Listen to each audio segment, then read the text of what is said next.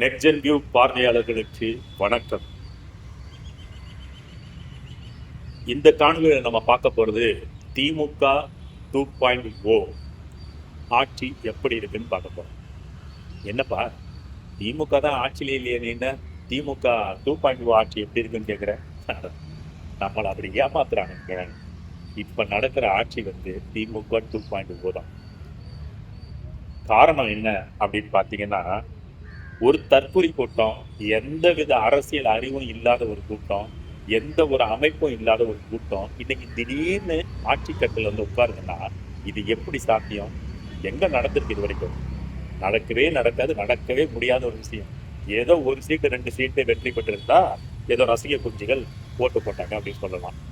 ஒரு ஆட்சி அமைக்கிற அளவுக்கு ரசிக குஞ்சுகள் ஓட்டு போடுறாங்கன்னா அப்ப இங்க இருக்கிறவங்க பைத்தியக்காரன், ஒருத்தனுக்குமே அறிவு இல்லையா? எல்லாருமே திரைப்போதையில கிடக்குறான். இது ஒரு கட்டமைக்கப்பட்ட தேர்தல், இது ஒரு கட்டமைக்கப்பட்ட வெற்றி என்பதை எல்லாருக்கும் தெரியும். இருந்தாலும் இதை நான் பேசணும்னு நினைக்கிறேன். அதனால உங்க முன்னாடி என் கருத்து. இந்த தேர்தல் வெற்றி என்பது 2 பெரும் கருத்துக்களை உள்ளடக்கியது. ஒன்று திமுகவோட அஜெண்டா, இன்னொன்று பிஜேபியோட அஜெண்டா. திமுகவோட அஜெண்டா என்னன்னா, இதுவரை தொடர்ந்து திமுக இதுவரைக்கும் மக்களோட நன்மதிப்பை பெற்று ஆட்சி செஞ்சதே கிடையாது.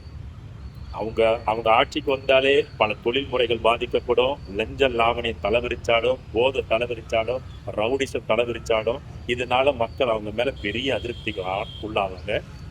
அந்த மாதிரியே தான் போன ஆட்சி காலமும் திமுகவோட ஸ்டாலினோட தலைமையில நடந்த அந்த ஆட்சி அப்படிதான் இருந்தது. ரொம்ப கேவலமான மட்டமான ஆட்சி தான் நடந்துச்சு. அதுல எந்த மாற்று கருத்து இல்லை. இவங்க சொல்றாங்க பெருமைக்கு வேற ஏதாவது சொல்லிடுவோமோ, திமுக ஸ்டாலின் தோத்ததை நினைச்சு சந்தோஷப்படுறாங்களா? ஸ்டாலின் தோத்ததை ஜெயிச்சதை அவரை எதை வச்சு ஜெயிக்கணும்னு நினைக்கிறீங்க? வெற்றி பெறணும்னு நினைக்கிறீங்க? ஒரு கருத்து சொல்லுங்க. என்ன பண்ணிட்டாரு? குளத்தூர்ல என்ன பண்ணியிருக்காரு சொல்லுங்க. அங்கங்க கலர் கலரா பில்டிங் கட்டியிருக்காரு.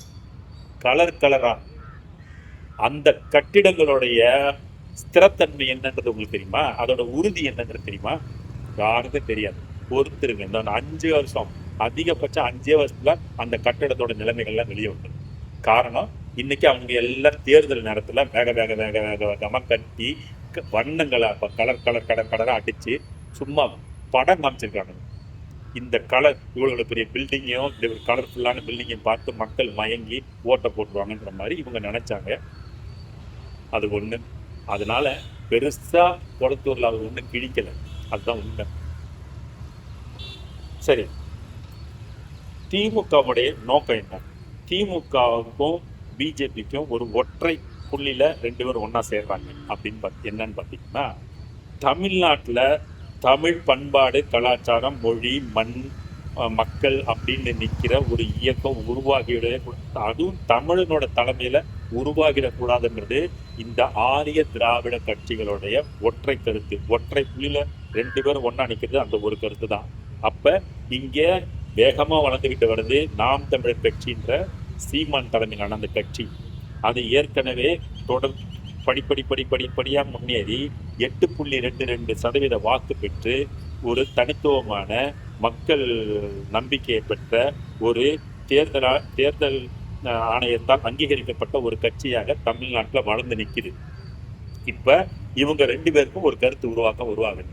இதுக்கு மேலையும் நாம் தமிழர் கட்சியில ஒரு ஓட்டு அதிகமா வந்தா கூட இவனை நம்மளால அடக்க முடியாது. நம்ம வெற்றி பெறமோ பெறலையோ இவனுடைய ஓட்டு சதவீதத்தை இறக்கி காட்டியே ஆகணும்னு 2 பேரும் ஒன்னா நின்ன தேர்தல் தான் இந்த 2026 தேர்தல். இங்க தமிழ் இனத்துக்காகவும் தமிழ் மக்களுக்காகவும் ஒரு தமிழனோட தலைமையில கட்சி உருவாகக்கூடாதுன்றதுல 2 பேரும் ஒன்னா நின்று செஞ்ச வேலை தான் இந்த 2026. அப்ப 2 பேரும் ஒன்னா சேர்ந்து பண்ண போறோம். என்ன பண்ணலாம்? அப்ப எப்படி இதை உடைக்கலாம்? அப்ப உடைக்கலாம்னா இவனை கொண்டு வாங்க. ஒரு பைத்தியக்கார பையன், ஒரு நடிகை கூட்டம், ஒரு கூத்தாடு கூட்டம், ஒரு கால் சீட்டு கொடுத்தா நடிச்சு கொடுக்குறது தானே உங்களோட வேலை. அது மாதிரி ஒரு கால் சீட் வாங்கி இன்னைக்கு இந்த நடிகர் கும்பல் இருக்குல்ல, தற்கொலை கும்பல், அது நடிச்சுக்கிட்டு முதலமைச்சராகவும் அமைச்சர்களாகவும் நடிச்சுக்கிட்டு இருக்காங்க. எந்த தகுதியும் இல்லாம எந்த ஒரு கொள்கையும் கோட்பாடும் இல்லாம, எந்த வரலாறும் தெரியாம, எந்த மண்ணின் கலாச்சாரம், பண்பாடு எதை பத்தியும் தெரியாத ஒரு கூட்டத்தை கொண்டு வந்து இங்க ஆட்சியில அமர்த்திருக்குது இந்த திமுகவும், பிஜேபியும். திமுக ஆட்சியில இருக்கும்போதே பிஜேபியோடைய, அதாவது தமிழ்நாட்டுல எதெல்லாம் வேண்டான்னு ஒதுக்கி இருந்தாங்களோ அதை ஏற்கனவே அதிமுக ஆட்சியில பல திட்டங்கள் இங்க நிறைவேற்றப்பட்டாச்சு. அதாவது ஜெயலலிதா அவர்களோட மறைவுக்கு பிறகு இவங்களோட கையாளாக இருந்த ஓபிஎஸ் வச்சு பல திட்டங்களை நிறைவேற்றினாங்க. அதுக்கு பிறகு எடப்பாடியை வச்சு பல திட்டங்களை நிறைவேற்றினாங்க.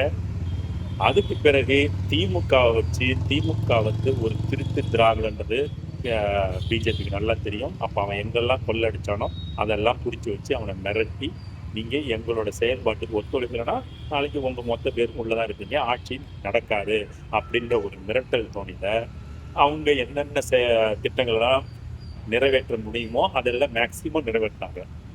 அதுல இன்னும் பல திட்டங்கள் இருக்கு, அதெல்லாம் இன்னும் நிறைவேற்றணும்னா நீங்க நிறைவேற்றுங்க, நீங்களே பண்ணுங்க அப்படின்னு சொல்லி பிஜேபி சப்போர்ட் பண்ணா கூட அப்ப திமுக என்ன சொல்றாங்க, உங்களோட எல்லா அஜெண்டாவையும் நானே நிறைவேற்றினா நாளைக்கு என் மேல ஒரு மிகப்பெரிய கரும்புள்ளி ஏற்பட்டு நான் அரசியல்ல இருந்தே ஓரம் கட்டுப்பட்டுருவேன், தமிழ்நாட்டுல என்னால தொடர்ந்து அரசியல் செய்ய முடியாது, அப்ப உங்களோட திட்டங்களை நிறைவேற்றணும் அவ்வளவுதானே.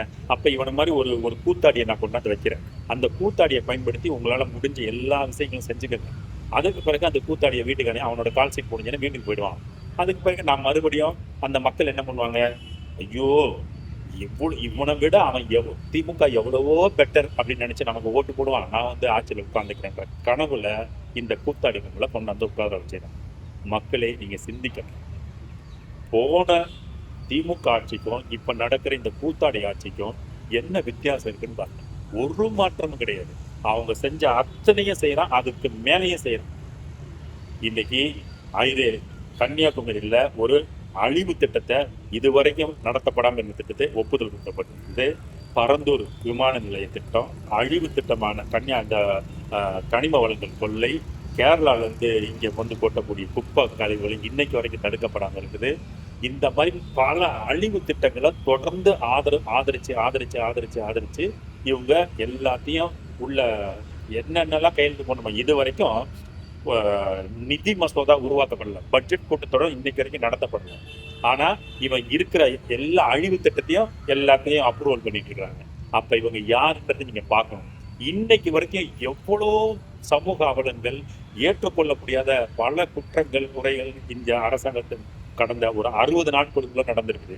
அதுக்கு எதுக்குமே வாய் திறக்காத இந்த முதலமைச்சர், பொம்மை முதலமைச்சர், இவரை வச்சு இந்த தமிழ்நாடு எவ்வளவு பெரிய அழிவை சந்திக்க போகுதுன்றதை மட்டும் நீங்க பாருங்க.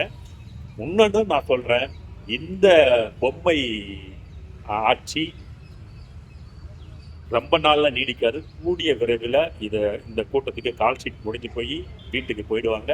அதுக்கு பிறகு இந்த திருட்டு திராவிடம் தலை தூக்க நினைக்கும்.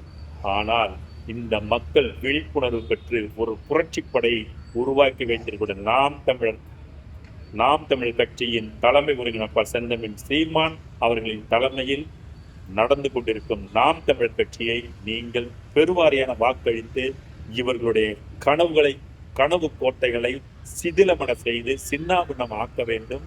வருகின்ற தமிழ்நாட்டு தேர்தலில் நாம் தமிழர் கட்சி பெரும்பான்மையான இடங்களை பிடிச்சு ஒரு சிறந்ததொரு தமிழ் மக்களுக்கான ஆட்சியை அமைத்திட நீங்கள்லாம் வழிகொள்ளணும்.